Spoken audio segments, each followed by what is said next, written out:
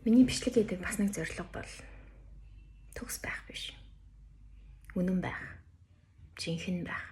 Өөрөөрөө байх. Би хүмүүст харагдахгүй байх, хүмүүс сонсогдохгүй байх, хүмүүсээс дутуу гэж мэдрэх, ганцаардахыг, зовхыг, харьцуулагдахыг, хангалттай биш гэж мэдрэх ямар байдгийг би мэднэ. Би тэр бүгдийг туулаад гарсан. Би бүгдийг ингээд засаад би одоо төгс болсон гэж харуулах гэж би хийдэг.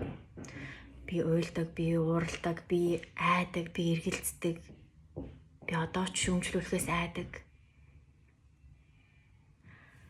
Миний бичлэг гэдэг зорилго бол чи яг одоо энэ байгаагаар энэ сэсгэр арцгараараа алдаа хийсэн тэр чигээрээ яг энэ байгаагаараа бүтлгүүцэн, айсан, эргэлцсэн, ганцаарцсан, хаягдсан, гологцсон энэ чигээрээ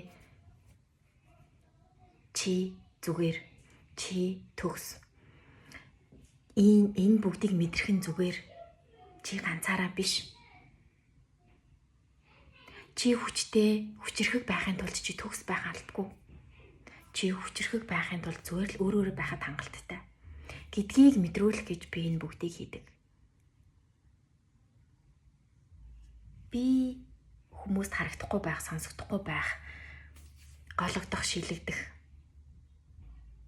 харьцуулагдах ямар мэдрэмжтэй байдгийг би мэддэг учраас тэр бүгдийг хуваалцаж өө чи ганцаараа биш шүү. Чи одоо яг байгаагаараа зүгээр шүү. Гэдгийг чинь мэдрүүлэх гэж энд байдаг шүү.